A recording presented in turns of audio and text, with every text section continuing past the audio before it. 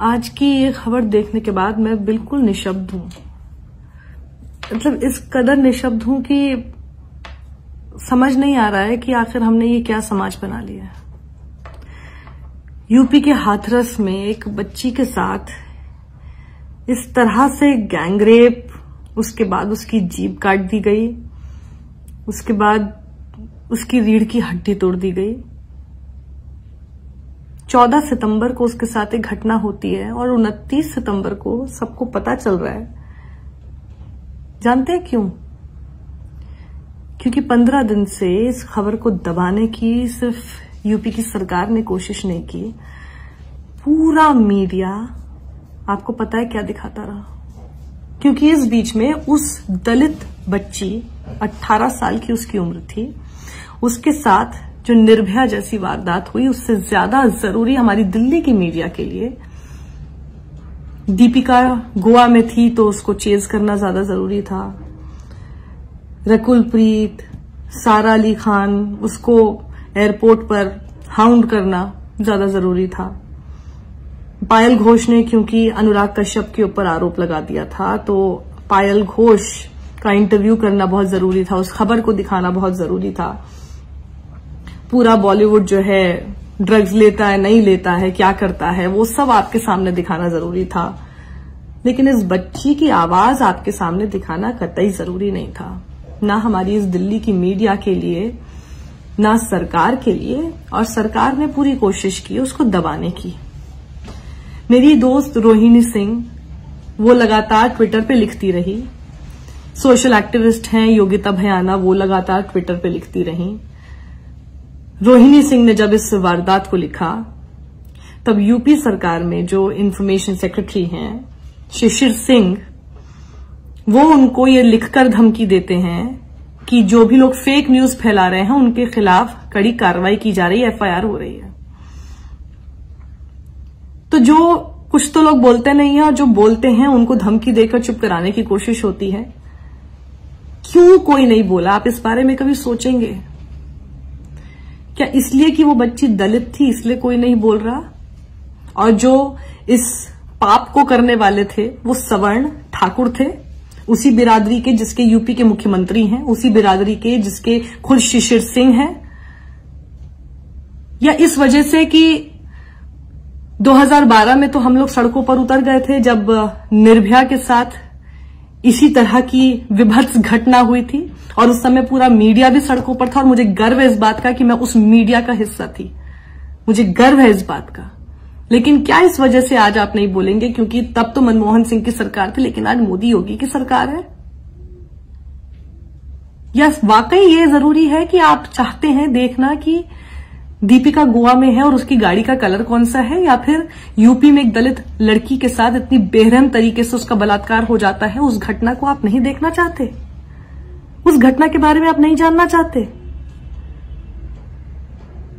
हमारी एक बच्ची, हमारे बीच की बच्ची तड़पती रही 14 सितंबर से लेकर 29 सितंबर तक, जब आखिरकार उसने दम तोड़ दिया। हमारे देश को इस बारे में पता ही नहीं चलता है, हमें इस बारे में पता नहीं चलता है, क्योंकि हमारे देश में जिसने बताने का जिम्मा उठा रखा है वो हमें बॉलीवुड का ड्रग्स दिखा रहा है। आप इस बारे में सोचिए, ये क्यों हो रहा है? कब बोलेंगे हम? बहुत हो गया। हम लोग, मैं भी कुछ शायद 1-2 वीडियो बना दूंगी, हम लोग कुछ ट्वीट कर देंगे। अभी मैं इसके लिए सिर्फ सरकार को दोषी नहीं बता रही हूं, मैं अपने आप को भी इसमें पूरी तरह से दोषी मानती हूं। मैं भी कुछ नहीं कर पाई ना। आप भी अपने आप को दोषी मानेंगे? कब मानना शुरू करेंगे खुद को दोषी? कब तक हम लोग हर चीज को सरकार के ऊपर डाल देंगे?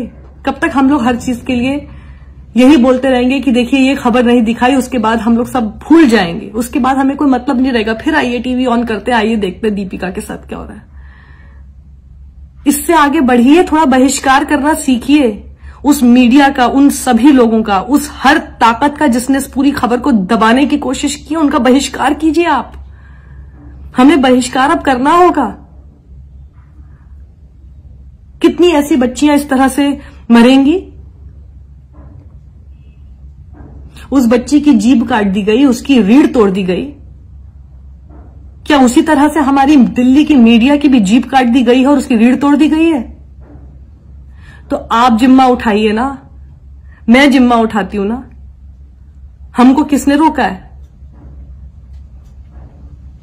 कब तक हम लोग इसी तरह से बैठे रहेंगे और हम लोग सिर्फ इसी बात का शुक्र मनाते रहेंगे कि हमारे साथ ऐसा कुछ नहीं हुआ? कब तक? या हम उस दिन का इंतजार कर रहे हैं कि जिस दिन हमारे साथ हो? क्या अपनी बच्ची की जगह हम उस बच्ची को नहीं रख के देख सकते? या वो दलित है इसलिए हम उसको अपनी जगह पे नहीं रखेंगे? या ये सोचेंगे कि दलित के साथ ही हुआ है, दलित के साथ हो जाता है? थोड़ा जागिए। इतनी लंबी नींद हमारे लिए ठीक नहीं है, हमारे देश के लिए ठीक नहीं है।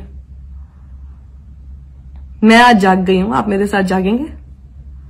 बच्ची को इंसाफ दिलाने की तरफ हर उस ताकत का बहिष्कार कीजिए जिसने इसे पूरी पुरजोर कोशिश से दबाने की कोशिश की है। और इस बच्ची के लिए इंसाफ की गुहार हमको लगानी होगी। हम निर्भया के समय पर एक साथ एकजुट हुए थे, हम आज भी एक साथ एकजुट होंगे। दिखा देना है हमें, ऐसे नहीं हो सकता। बड़ी बड़ी बातें आप करते हैं, लेकिन अगर बच्ची की तरफ कोई आंख उठाकर भी देखता है और उसकी आवाज को आप और बुलंद करते हैं, उस आरोपी की आवाज को आप बुलंद करते हैं, लेकिन जब उसके साथ कुछ गलत हो जाता है तो उस खबर को दबाने की आप पूरी कोशिश करते हैं, तो अब ये नहीं चलेगा।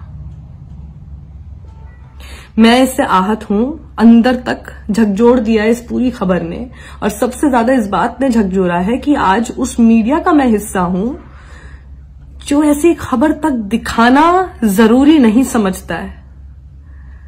क्या हो गया है, क्या हो गया हमारे समाज को? हम ही ने किया है ना, अब इस समाज से हमको ही निकालना होगा। दूसरों को दोष देने से पहले मैं अपनी तरफ से मैंने क्या नहीं किया, मैं उसको ठीक करना ज्यादा जरूरी समझती हूं। आत्ममंथन कीजिए, इंट्रोस्पेक्ट कीजिए। उस बच्ची की चीख पुकार हम सुन ही नहीं पाए। हम सुनते तो शायद हम लोग कुछ बोलते, लेकिन हम सब अपने अपने काम में व्यस्त हो गए। हम सब इस बात में व्यस्त हो गए कि देखते हैं टीवी पर क्या चल रहा है। जिसने नहीं भी देखा वो अपने काम में व्यस्त हो गया, और 15 दिन तक वो लड़की रीढ़ की हड्डी तुड़वाकर, अपनी जीभ कटवाकर, इसीलिए उसकी जीभ काटी ना कि वो कुछ बोल ना सके। हमारी जीभ किसने काटी है? आपकी जीभ किसने काटी है? और कोई काट दे आपकी जीभ, उसका इंतजार कर रहे हैं क्या? थोड़ा साथ आइए, कुछ कीजिए।